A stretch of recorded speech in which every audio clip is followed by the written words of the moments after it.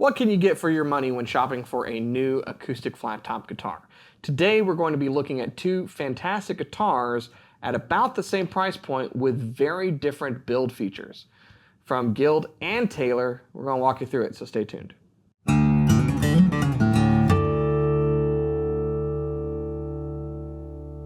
Heyo, you're watching Alamo Music TV. My name's Chris McKee. And I'm Cooper Greenberg. We're here with Alamo Music Center in San Antonio, Texas. You can find us online at alamomusic.com. If you're new to the channel, make sure to subscribe, turn on notifications, like our videos. If you'd like to support the channel, visit our Spring Store link below for custom designed merch. We also have a new podcast called the Fretboard Confessional, wherever podcasts are served. So if you're interested, check that out. We are looking at two flat top acoustic electric guitars today from two well-known builders, Taylor and Guild. And the question really is, what do you get for your money? The follow-up question is, does all of that matter? Which isn't... Nothing matters, dude. Nothing else matters. No, it's an interesting question. We've done some things like this before. Basically, this is like solid wood versus laminate. And sometimes the solid wood comes out on top, and sometimes it doesn't matter. And that is an interesting thing in the guitar world because if a guitar is built really well, but with layered back and sides, sometimes it comes out on top. So We'll see what your opinion is today. So we are looking at two very similar guitars. This is Taylor's 114E, which has been around well over a decade now. It's one of the top selling acoustic electric guitars on the market. They used to have a CE model that became a 214 CE with price changes and stuff. But it's a fairly affordable guitar, $799. How much 114E is. It comes with a Taylor's fantastic gig bag, and I am going to give you a hot take right now. I think every single guitar should come with a gig bag or case. Taylor did that years ago. Yeah. I think every single guitar should. Like builders, figure it out price-wise, but people should get a gig bag or case with their guitar. That's my opinion. So. Yep. No, that's a good take, and I think it's coming around more and more. Guild makes a great gig bag. Yep. Taylor makes a great gig bag, and then they've even upped the gig bag game into the Aero case, which weirdly enough everybody asks for now. Instead of a hard shell case. Yeah. It's interesting stuff. So we're going to compare it today with the specs of this. This is the Guild OM-140ce. We didn't have an E model in stock, but they do sell this without the cutaway, which is closer in price to this, so that you know. Does the cutaway make a difference in sound? It's debatable. Some people say yes, some people say no. It's funny. Bob Taylor says, no, it doesn't make a difference. Andy Power says, yes, it does, but only a little bit. Yeah. So, and they're at the same company. Yeah, come on.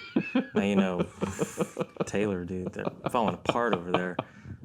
Yeah, I think so many people ask that question, will the cutaway lose sound and tone? And no, it might change the sound, but you're going to have the full sound of your guitar. Let's explain it. This pear-shaped section of the guitar, like if you take away these two upper hips, so to speak, that's where your sound's coming from the lower bout, sound hole, that area. There's reverberation inside, and having something kind of taken away right there can make a difference. Really, what I think matters is the stiffening of the top, so the further down the cutaway goes, it's going to make this area a little stiffer. That's where your sound's going to come from. And that's a pretty interesting cutaway. I mean, it's like a soft Venetian. Yeah. So, quick question that I have for you. Why is it that Taylor makes their Venetian cutaway different on the Mexican-made stuff versus the American-made stuff? I believe, don't quote me on this, they haven't officially said. I'm going to tell you that it's so that you can visually tell a 200 from a 300 from across the room. I think that's fair. If it's made in the U.S. or if it's made in Mexico from across the room. They're jumbos back in the day. Yeah. So we're talking about late 90s, early 2000s when they had a jumbo in their line, had that soft Venetian kind of flatter cutaway that the 200 series and 100 series have. Now, follow-up question. Is the American Venetian cutaway, is it actually better looking than the Mexican-made one, or is that a trick that the price plays on my brain? That's a great question. I like it better. It's the more original cutaway. I like the little up scoop that it has. And I'm also, I think, part of the minority. I really like the Florentine cutaways. I have a Taylor with a Florentine cutaway. Which it's one? the sharp cutaway. Yeah, but which guitar of yours? Oh, it's a Doyle Dyke signature model. That's right. And I really like it. It's a nice looking. Yeah, when I had a custom built, I went back and forth Venetian Florentine. Florentine's cool for the right guitar. Yeah, I went with Venetian, but sometimes I still go, should I have gone Florentine? No. Difficult thing. So no. Okay, anyways, back to the topic that we're talking about. We don't have the non-cutaway version in stock currently because it's still post-COVID. But the 140, the OM-140e and CE that we have are very similar to the 114. The body shapes are different. So I'm just right now going in. Okay, this is a smaller guitar than this one a little bit. It's shallower. It's not quite as broad because a Grand Auditorium from Taylor is effectively a dreadnought that has its hips kind of brought in, has those hip trainers. And it gives it a different sound. It's become one of the most popular body shapes. I mean, tons of people are copying that Grand Auditorium shape. But it responds like a smaller guitar. It's a really great body shape that Taylor did, but it's deeper and it's wider than this. This is an actual OM. But this is Guild's in between, right? They have their M, which is more parlor, very small, and then they have their bigger dreadnoughts and jumbos. Yeah. They have an F. F is the jumbo. That's the jumbo.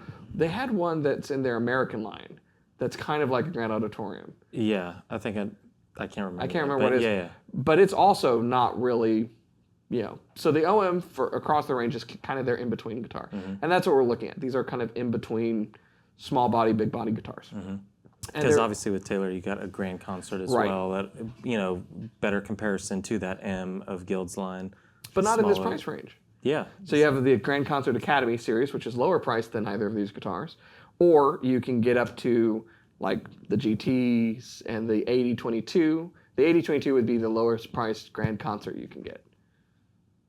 Besides the Academy 12. Yes. Right. Yeah. But what about a 912? Builders. That's a lot more expensive. I don't think so. I just moved the decimal place one dude. 10 of these. No, I'm just kidding. Not 10. But quite a few. Yeah. So let's talk about the specs. So they're very similarly priced. As we're looking at these, this is a sunburst finish. It has an upcharge of $50. You can get the natural finish for $859. This is $899. This is $799. So there's the pricing out of the way as we are shooting this now. And I'm sure in 5 seconds there will be another price increase. So check our website, alamomusic.com, for the correct pricing and the latest information of what's available. But they're very similar. They're in this $700, $800 price point. This is made in Mexico, in Taylor's factory, which is like literally 60 miles from their U.S. factory, of a solid top with layered walnut back and sides. And this one is really, really pretty layered walnut back and sides. The flame on this guitar. Am I right? Unique attributes to this: maple neck, very stable, feels really good. Maple's such a tight-grained wood that I'm actually surprised more builders don't use it as the neck. Yeah. Because it's so stable and it feels so nice. Ebony fingerboard and finish, Taylor Tuners, ES2 pickup system. This is not V-Class. They don't do that in the Mexico build line. So this is their scalloped X bracing. And it comes with a gig bag, like I said. Do you want to go over the specs for that one? Yeah, so, and correct me if I'm wrong, but we've done a bunch of stuff. We recently did the M140 versus the M120, 140 spruce top. And is this mahogany back inside? Mahogany. Which is interesting because... It's African mahogany. African mahogany. I love that stuff. But yeah, and it's that antique... If you don't know what African mahogany is, we did a podcast where we talked about African mahogany versus Honduran mahogany and Fiji mahogany. So check that out. Mahogany neck on this guy. Open geared tuners. I think their bursts look good. I probably prefer the natural stuff, but they do a nice burst. I really like Guild's bursts. Yeah. Yeah, and I think it's because they have that more vintage traditional brand vibe to them. That I really like the Sunburst a lot. So, and the preamp in here is Guild branded, but is that a Fishman? It's a Fishman. It's a Fishman Sonotone, which is... Nice pickup. It's an okay pickup. It's the same pickup that you'll find on a lot of like $300. I like it because it's simple though. It's a simple, Volume and straightforward, tone. under-saddle Fishman pickup system.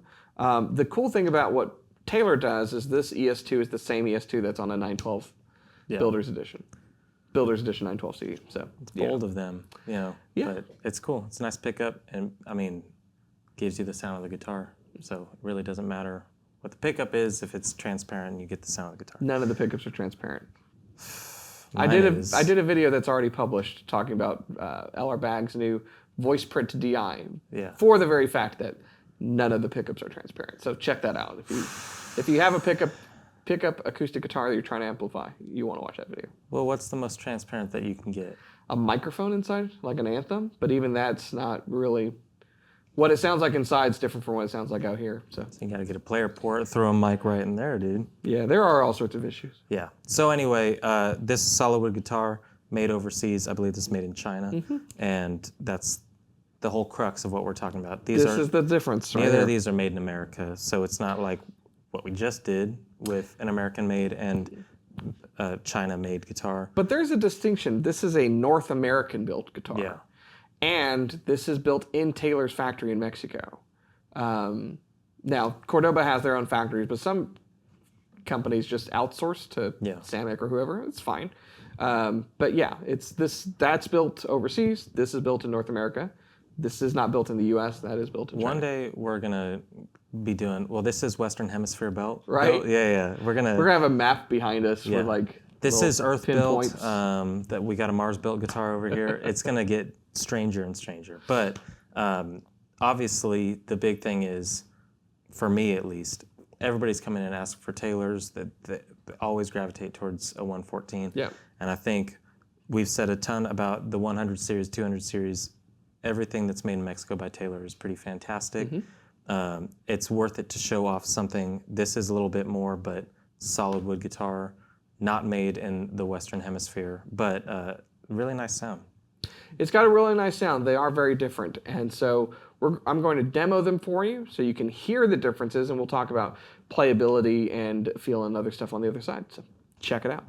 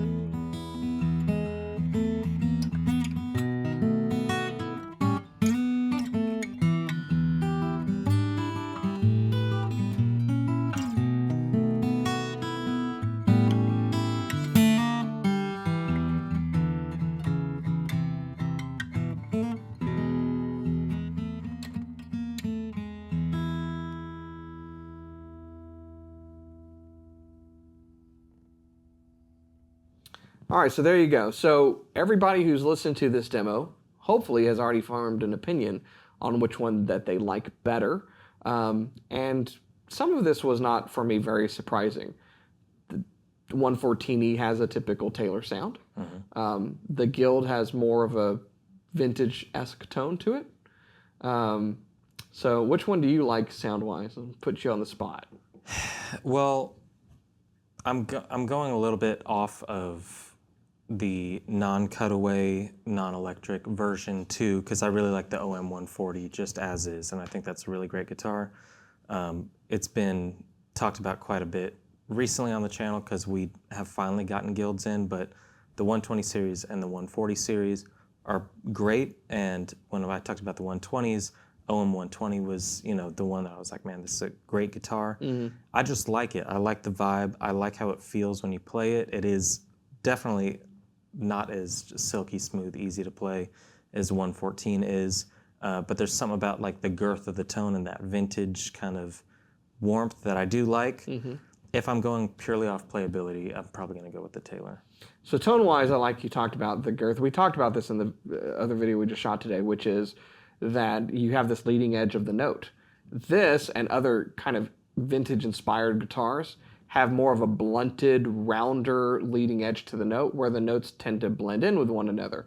And that was very obvious in this comparison. You play a chord on that and you're hearing really the chord with some of the brilliance in there. And that's also, it's mahogany. It's all solid wood, so the back's getting into the mix and it's informing what the guitar sounds like. But that was typical of what you'd want to hear from something that sounds more vintage. Taylor's a very modern guitar builder outside of their Grand Pacific, which is specifically designed to sound more like that vintage, not exactly like a vintage guitar, kind of vintage with some corrections that you can do. Vintage modified. Vintage modified. This is more brilliant. You're hearing every single note in the chord. It's got a kind of a sharper leading edge with that large bandwidth. This is also a bigger guitar. Yeah. And so that was obvious. There's a lot more volume to it. And there was a lot more kind of low end just from the cavity of the body of the guitar. Just the echo chamber that's in there, letting the low E and the A strings really kind of resonate. That has a wider nut width, which I tend to prefer. But the playability on this out of the box is better. And it's kind of hard to beat Taylor at this game at this point, honestly. Yeah. They've been doing it for a long time. There's this old story that Bob Taylor says, you get a bunch of dealers in the factory, they would do this. Raise your hand if you think Taylors are the best sounding guitar in the world. And not all the hands would go up because everyone liked the tones, right? Everyone's ear is different. Raise your hand if you think they're the best playing acoustic guitars, and every hand would go up, right? So with their bolt-on NT neck design, they can really narrow it in. That doesn't have a terrible setup, but it can be improved. Yeah. And that's part of the difference between having it imported, just the movements as it travels, and also how it was initially set up. There's a few other things I'm going to be completely transparent about too. I had difficulty getting that one in tune because the nut slot is not cut cleanly. And so this if you've ever picked up a guitar and you start tuning it and you hear the tink, tink, tink. Those are the wound part of the string getting caught in the nut slot, which tells you that the nut slot is too narrow, and that will cause intonation issues. And so this tuned up perfectly fine. I did have trouble getting that one in tune. That sound is like the most chilling pre-disaster sound that I can, like when I Tink, when tink. I hear that, I know what's coming. Yeah. if I'm working too hard at it. But I think that's a big thing that is a quick telltale sign of the build quality and all that. The rest of the build quality, you look in the guitar, it's pretty very spotless nice. in here. It's a very well built guitar. There's no issues with Smells good. the binding lines. There's no issues with the tuners themselves. There's no issues with the intonation up and down the neck. It's a well built guitar. Otherwise, but setup is an important factor. Yeah.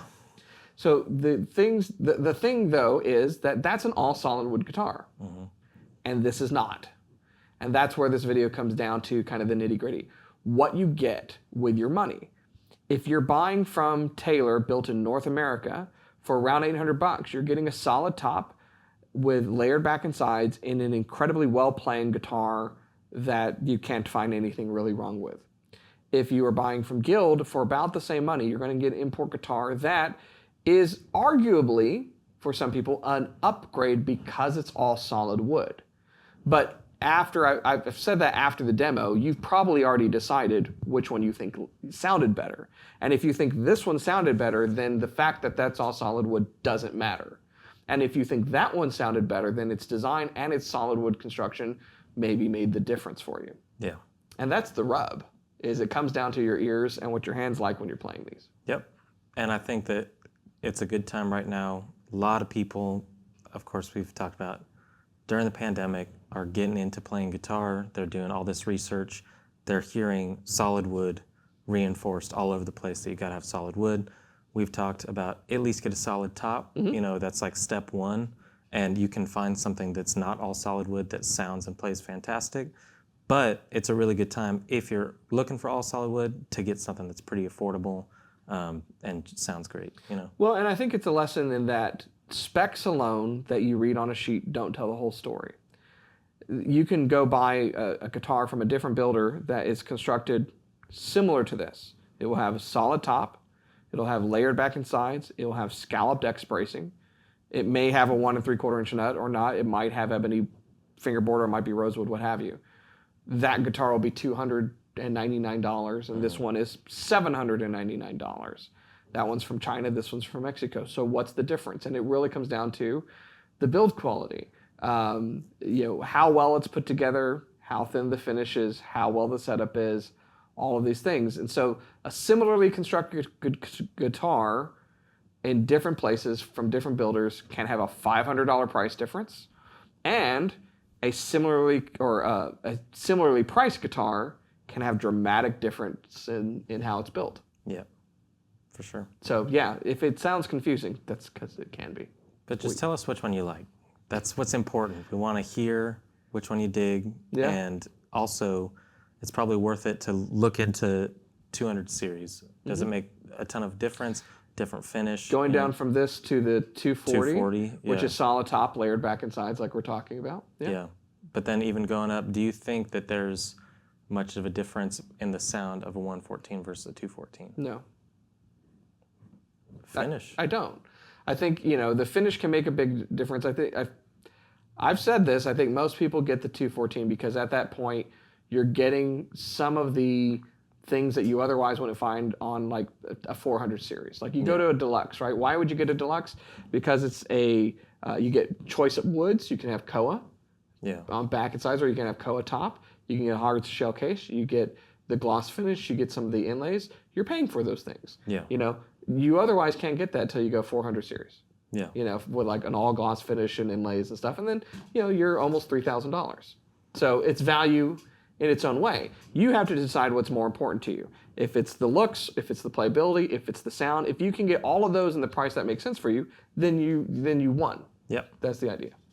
So it's a formula. Gotta find X, you know what I'm saying? solve for X. So let us know in the comments which one you liked the sound of better. If you own either of these guitars, if you have experience with either of these guitars, if you just like you're a huge Taylor fan and that's all that'll work for you, or you think Taylor's terrible and Guild's the bee's knees, or Guild's like the affordable Gibson Martin competitor, whatever. You know, we'd like to hear from you and what your thought is. But we have these in stock. So if you're interested in either model or models from these builders, you can go to You're going to want to go to alamomusic.com. There you go. I'm sorry, I was stepping on your That's my part, dude. your glory there. It's on the cue card right there. It says Cooper, dude. Sorry. alamomusic.com. Where did they go, Cooper? You're going to want to go to alamomusic.com. /brands/guild. You don't even have to navigate. That's where you're going to want to go. Or just replace the guild with the Taylor. You got Taylor. And you can chat live with our associates on the website. They're very helpful. They're actual people. They're not bots. So if one of them hits you up, they're trying to help you find whatever will meet your needs. So make sure that you take advantage of them. And just be nice to them. They're people too. They're people too. But we can send you photos of whatever you're looking at, because you know one of the things too is every single 114 will look different. And if you're watching this going, that's awesome, call about this ending in serial number ending in 1103, because that's one of the coolest backs I've ever seen on a 114E. So, anyways, That's what I know. At the end of the day, whether it's built in Mexico or China, it's solid wood or it's layered or whatever, the best guitar in the world is the one that you're playing. That's what we're here to help you do. So make sure that you subscribe, like, follow, all that stuff, and we'll see you next time.